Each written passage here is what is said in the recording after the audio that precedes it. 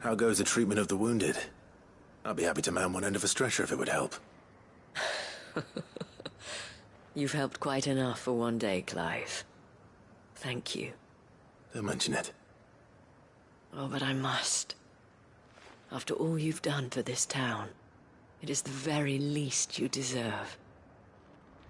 Tell me, if Northreach had fallen, what would you have done?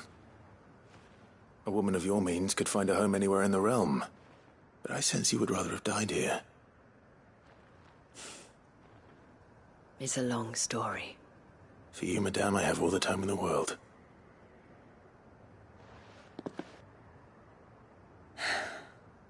Very well. Long ago, I had a life in the Crystalline Dominion. I was Carla then, courtesan to the nobility. So sought after was I that it was only they who could afford my time. Alas, those halcyon days were not to last. For naive as I was, I fell in love with a bearer. He was my master's guard, the gentlest man I have ever known. After they discovered us together, he was whipped bloody and forbidden from ever looking at me again. And so we fled. Not that we had anywhere to flee to. We wandered, aimless and starving, half dreading, half praying that the next day would be our last. Until we found ourselves here, in Northreach. It was the veil that took us in, that fed us, clothed us, and healed our hurts. Those that could be healed, at least. My love was already too far gone. He passed away. He did. Not long after we arrived. But at least we were able to share a few moments of peace before the end. It was the greatest gift I have ever received. But the generosity of this town and her people did not end there. The men and women of the Vale supported me through my grief. Shared in it, though I was still a stranger to them. They treated me like a sister. And so I swore that I would always do the same. That I would return the kindness that Northreach showed me. That I would repay my debt to the Vale.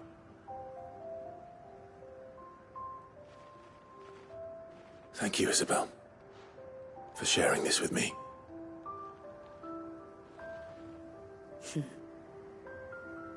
You're a lot like him, you know. Perhaps that is why I have such a soft spot for you. Never stop fighting, Clive. And I shan't either. I know that it will not be easy to keep Northreach together. But our efforts will be rewarded. Just look at us now. The people, the soldiers, even the Duke of Oriflamme and his daughter, all united in defense of this town that we have come to call our home. And what of you? Can we count on your support too? Always.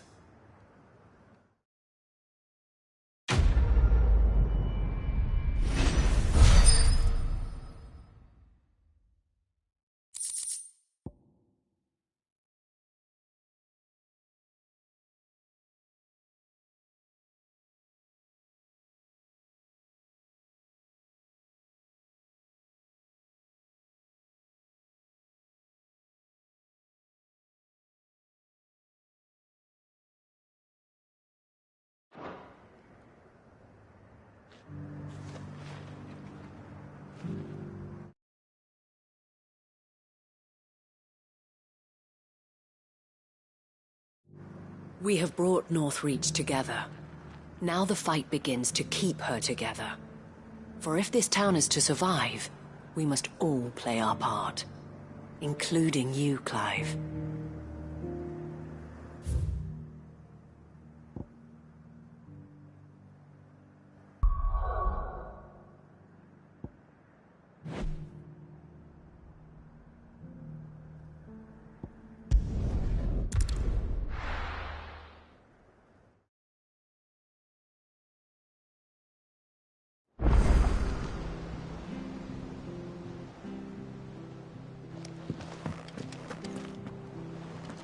Uncle, I bring good news. The Field Marshal has agreed to your plan. Ha! Of course he has. I didn't doubt you for a moment, dear boy. Rutherford is accompanying him back to your manor in Port Isolde as we speak. They will await your return there. As will one other. One other? Who, exactly? Lord Havel was concerned that even if he could get the realm's armies to agree to an accord, he might not be as successful in convincing those with political power. He asked if I might have a solution, and I suggested a certain Imperial Lord Magistrate turned Liberator. One of your co-conspirators? Master Quinton would probably call me one of his, but yes. Another outlaw, then. Just the thing we need to put these rotten politicos in their places. Good thinking, Clive. I'm glad you approve. The more the merrier, eh? Uncle, assuming Havel and Quinton can solve our problem with the armies, you still haven't mentioned how we might manage the grain shortages. Oh, don't you worry, my boy. The 7 high houses will be seeing to that. They have all agreed to make the most generous of donations. Oh, of course, it did take a little persuasion, but luckily I had some unexpected help. From who? Why, you, my boy. Rumor has it that you rescued the Lady Ariane's head steward Rockford from a horde of bloodthirsty bandits. It was more of a handful.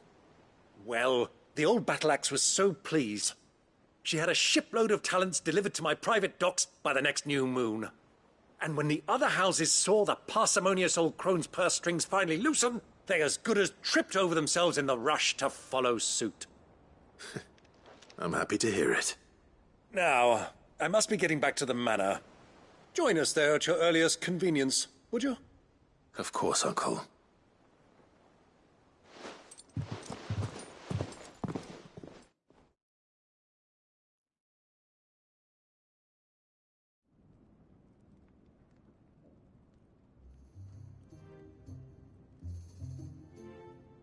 And how, pray tell, will we get that grain to the capital if the roads are still overrun with Akashic?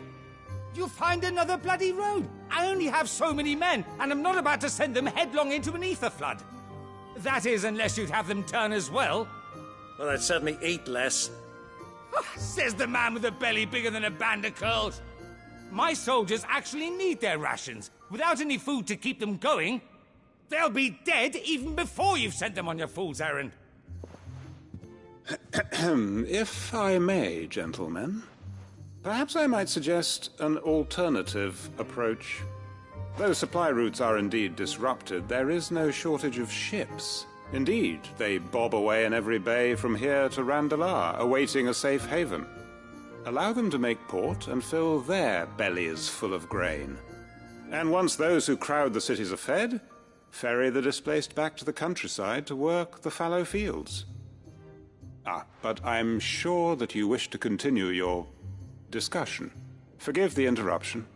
2 such firm friends as yourselves need no help from the likes of me. Rutherford spoke fondly of the great bond between you. Us? Friends? I can't stand the man. Clive, I'm beginning to question the quality of the company you keep. And what kind of company were you expecting him to keep? The man's a criminal. Criminal? How dare you? You are not fit to breathe the same air as this fine, upstanding young gentleman. Upstanding? He calls himself Sid the Bloody Outlaw! Once more onto the breach.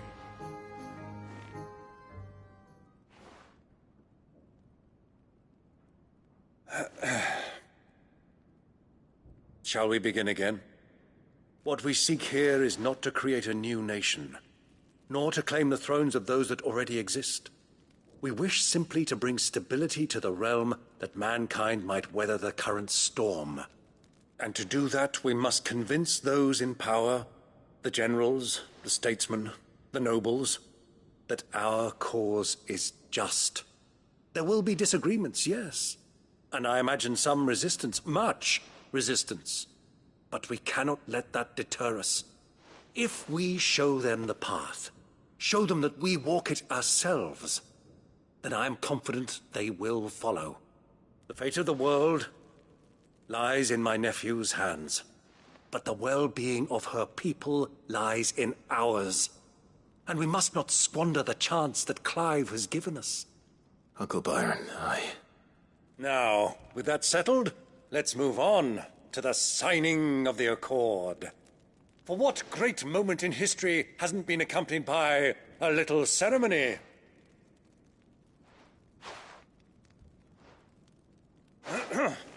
Citizens of Valisthea, I present to you the Triunity. Rutherford, Mike Will.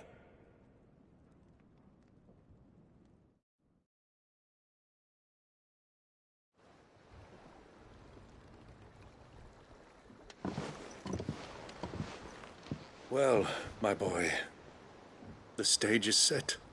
that it is. This is the role you were born for. Now I ask only that you trust in the talents of your supporting cast. We shall play our parts to the best of our abilities, that you might have the opportunity to shine. The realm needs its Sir Crandall. And there is no better Crandall than you, Clive. I want you to keep this signed accord as proof of our faith in you. I will. Thank you, Uncle.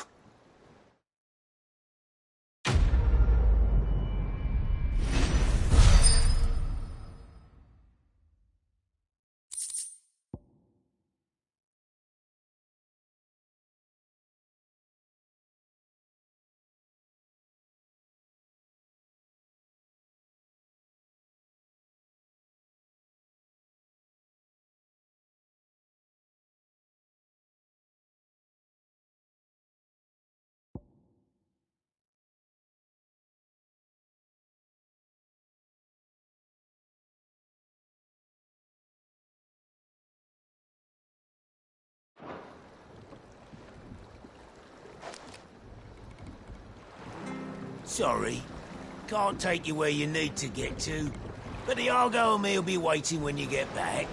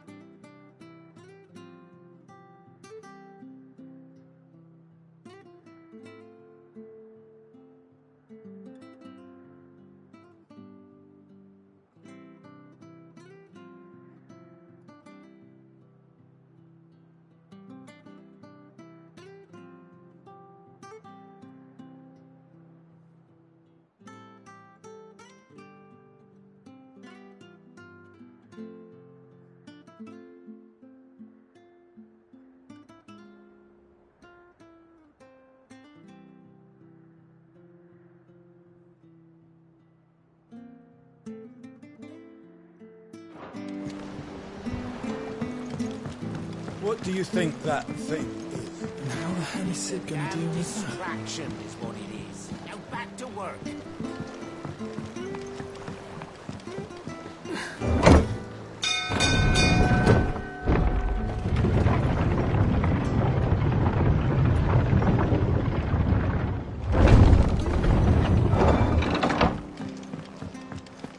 you think they'll come back?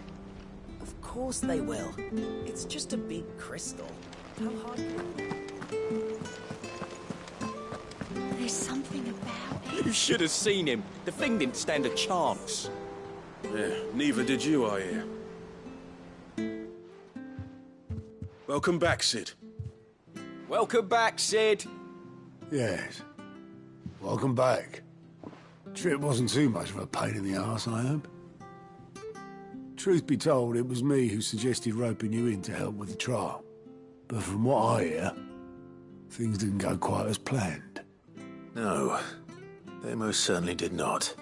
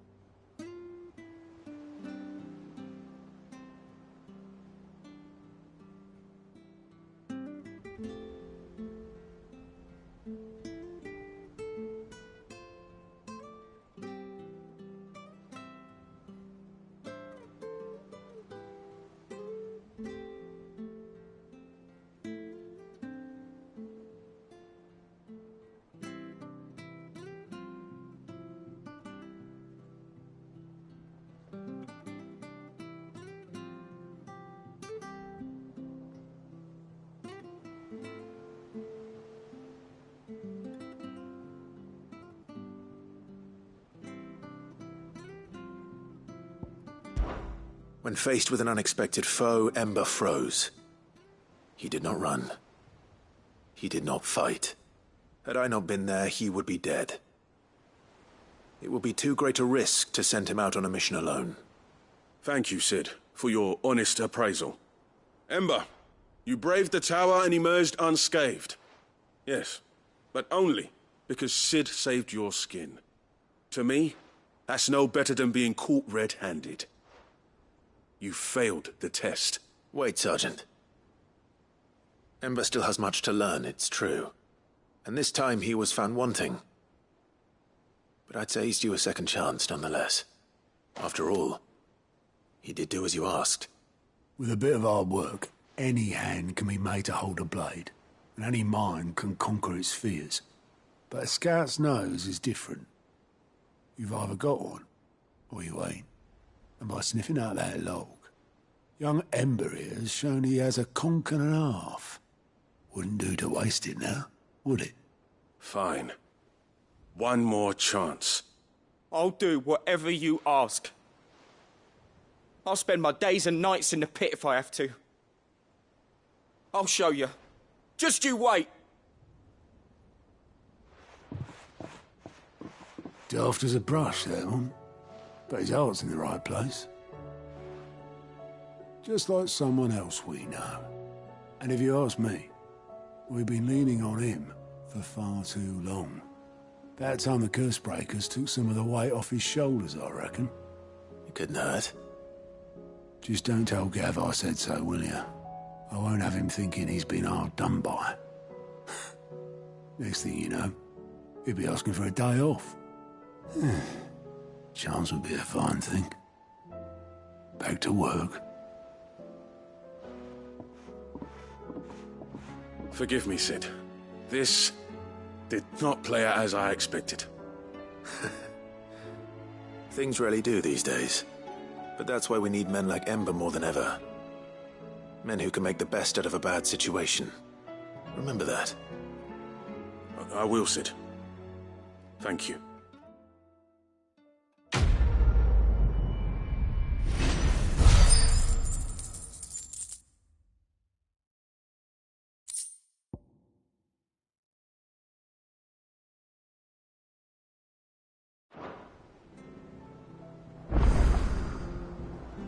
Sid, I wanted you to know. I will be taking personal responsibility for Ember's combat training. And I will not let you down.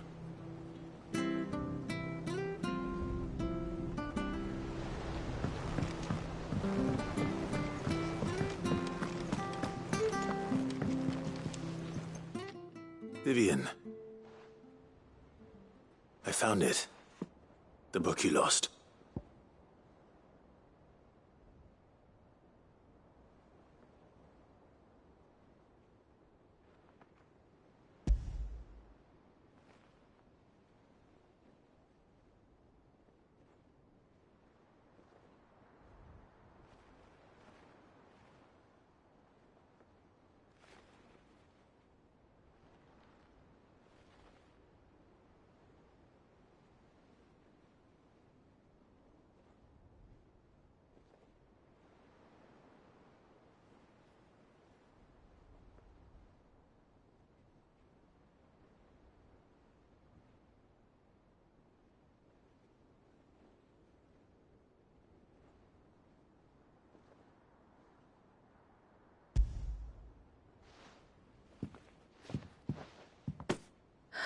You found it.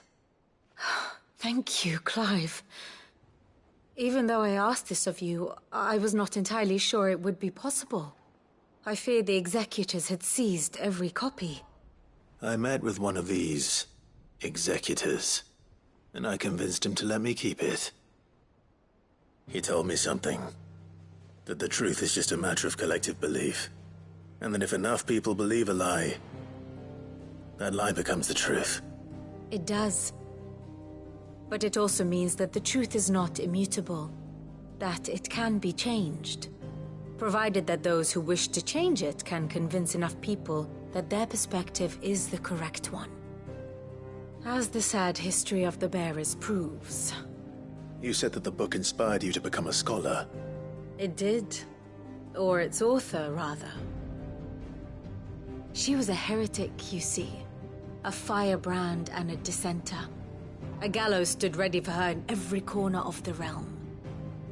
And by shunning society, or perhaps being shunned by it, she stumbled upon a truth so potent that an entire realm trembled at the prospect of its utterance.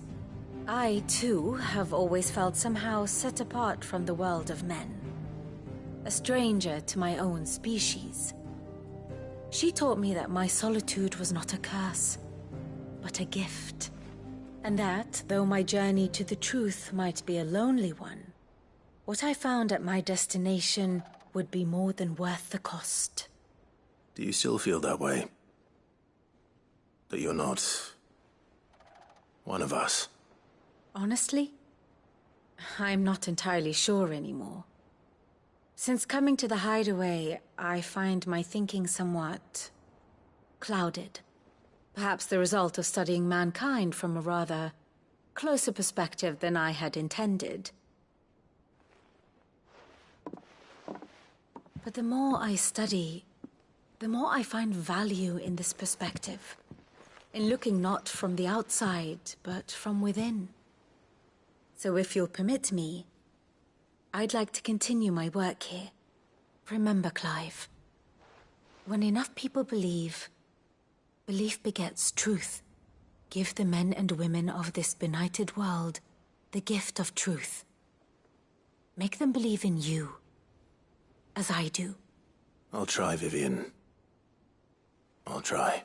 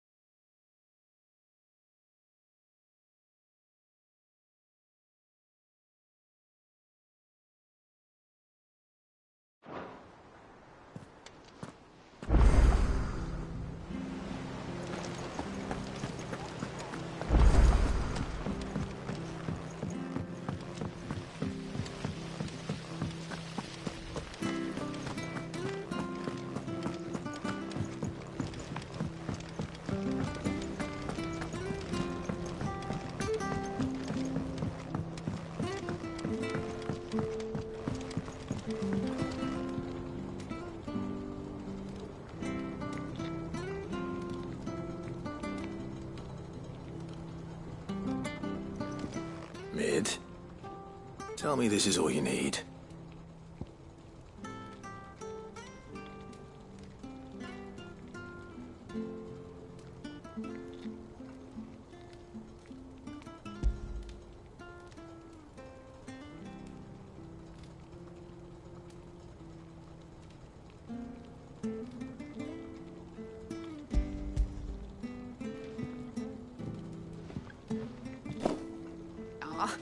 You make it sound like I asked you to save the world or something. Tell me this is all you need. It's most of what I need. After you left, I went over the figures again, and I realised I'd forgotten a 1 and a 0. And a cogwheel. Just a tiny one. Though, that's the problem. Gears that small are a bastard to make, and I may have lost the one Blackthorn spent a fortnight toiling over. wait. The children. When they took apart your scales, there was a tiny brass gear.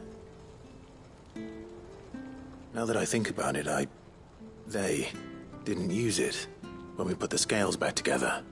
The young'uns? But why would they... You know what? I don't want to know. I'll keep working on the model. You go and find that cog. Don't look at me like that, Clive. I already apologised to Blackthorn. Miserable old bugger. Besides, you can't expect me to keep track of every nut and nail floating about this place. It's a mess.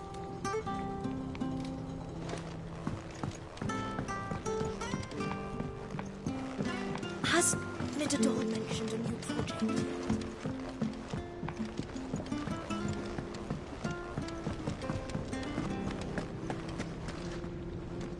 I hear that you traveled to Ash, Sid. Did you by any chance recover the names of my fallen friends? I did. Yes.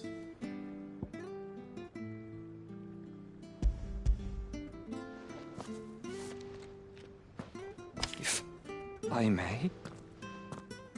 The bearer registry.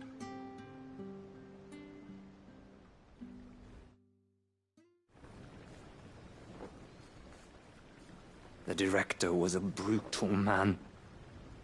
He got no worse than he deserved. The registry was all I found beneath the tree. There was no sign of a body. Or any record of what happened to the children after the orphanage closed. I pray that at least some of them survived. All their names are here. The ones we lost. My friends. My light in those dark times. I can still remember their faces, like it was yesterday. Children who were taken from their bunks in the morning, never to return. No explanation ever offered. They'd be happy to know that you survived, Herman. But why did I make it out alive, when so many others died in that awful place? It's not your fault. And blaming yourself won't bring them back. Honor their memory. See that their names live on. That way, at least. They're never truly gone. Thank you, Sid. I'm going to write a book. An account of the horrors of Badbach, and the spirit of those its custodians sought to crush. All of Valisthea will know of our suffering. And in the name of those I lost, I will not let it happen again. Neither will I. These records would have been buried for all eternity, were it not for you. Thank you.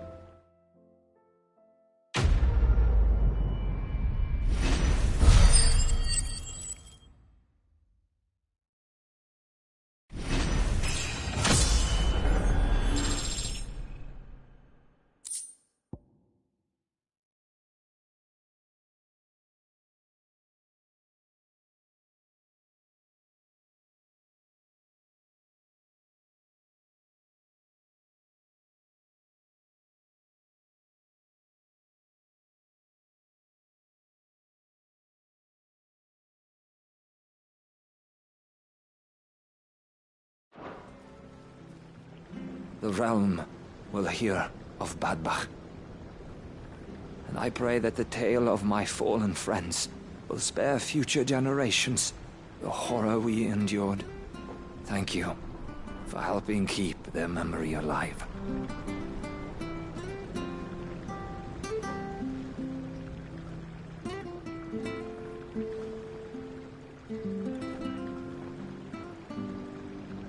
The realm will hear of Badbach.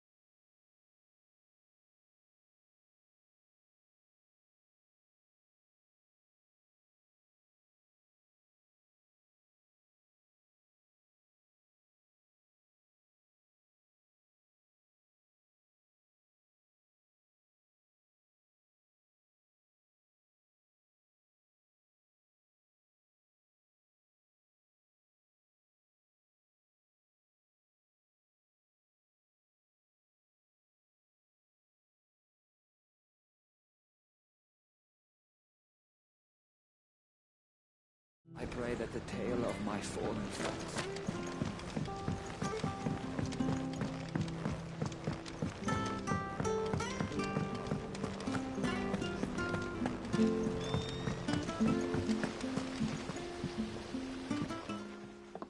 Sid! Is Mid still hiding from us? She wasn't hiding. She's fine. She's just busy working on her next project. A new invention? What is it? What is it? Is it an airship? I bet it's an airship! Do you think she'll let us help? That just so happens to be why I'm here. She needs something special, something only you three can provide. A brass gear. A tiny one. One that might fit on, say, a set of scales? Oh, the one you forgot! We remember! We saved it, just in case. It's in the bag of bits. Since your lesson, we've been disassembling, then reassembling everything we can find. All the pieces that are left over, we keep under our beds, just in case. That's good to know. Look! I found it!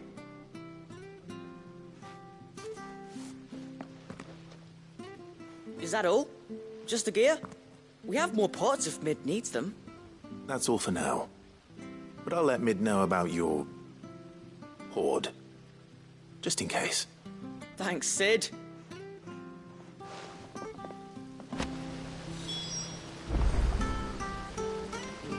Back for another part? We've got screws and bolts and nails and knobbles and noodles and,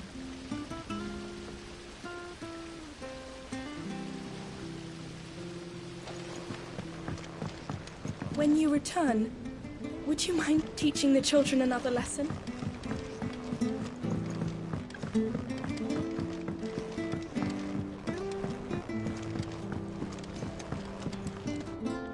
Well, did they have it?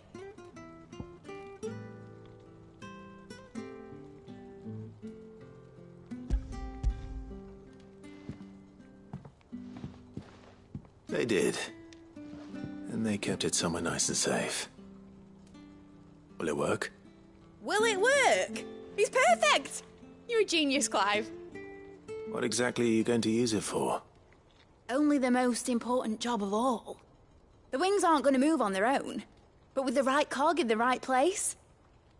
Well, you just wait and see.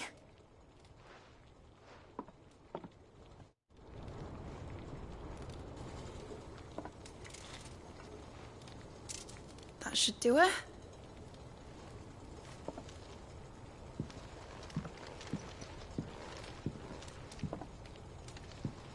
Here goes nothing.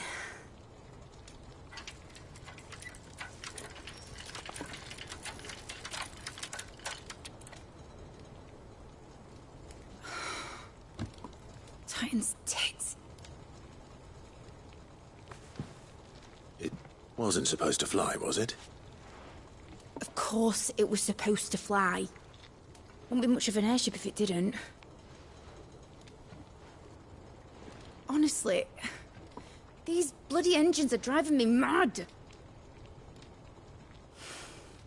I was so sure this would be the day she soared. The Mithril engine was made to make dreams come true.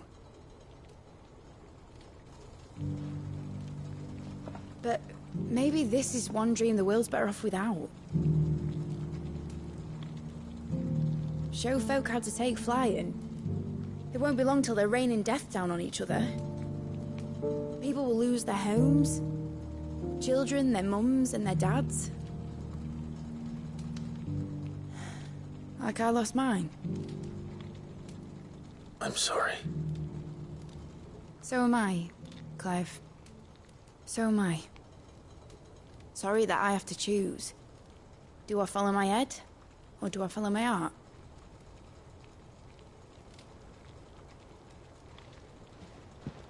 Good question. The first time I stood on the deck of your ship, felt the wind in my hair. It was like I was flying. But imagine how it would feel to actually do it. My dad always said there were two ways of living life. Chasing a dream or shuffling to your grave. And he were right. Right about a lot of things. Not that I like to admit it. People need dreams to chase. Especially in a world like this.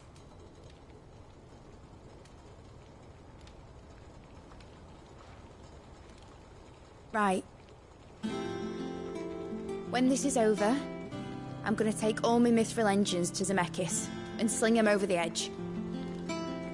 I won't have my dream end up turning into someone else's nightmare. But all that hard work... All that hard work will not be used for war, Jamie. But it isn't like it'll be gone. Tell me, Clive, have you ever been on a treasure hunt?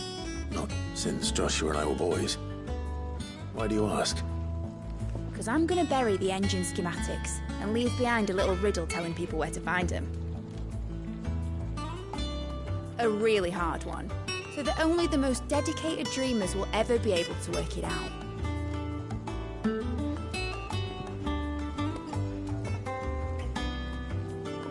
Ooh, I can picture it now. Some daft general squinting at the words with a gormless expression on his mug. Like that one, yeah.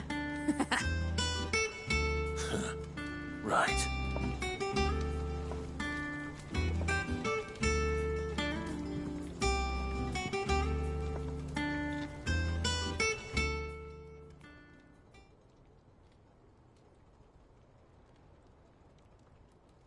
Of course, if I'm putting this engine at the end of a treasure hunt, I'll still need to make it a treasure worth hunting for. Won't be much of a prize if it couldn't even make a toy boat fly after all. My dad always said, dream big. But it ain't the size of a dream that's important, is it, Clive? Only that it's a good one. And I reckon I've got a fair few good uns left in me. I'm sure you do.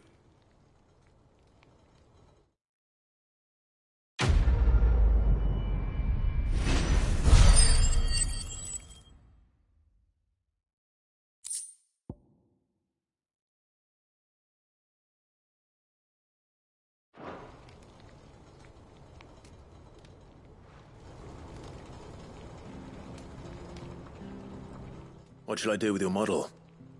You spent a lot of time on it. We both did. What, that old thing? Not healthy to cling to your failures, Clive. They'll weigh you down, you know. Sound advice. Still, I suppose my prototypes will probably be worth a fair bit when I'm as famous as Bart's the Builder. Seeing as you're always strapped for coin, suppose I can give it to you. Just make sure you get a good price when you do come to part with it. I'd say that was up to you as much as me.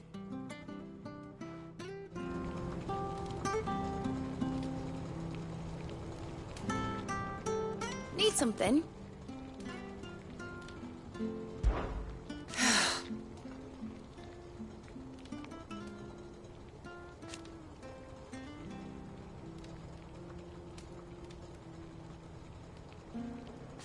Make a name for yourself.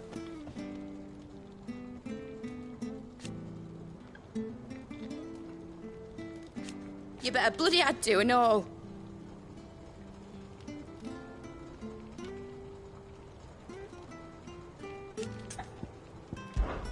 Enjoy it while you can, Clive.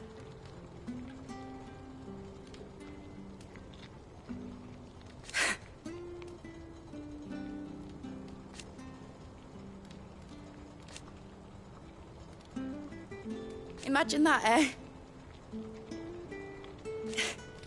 Till then, though. Give a melon half, Clive.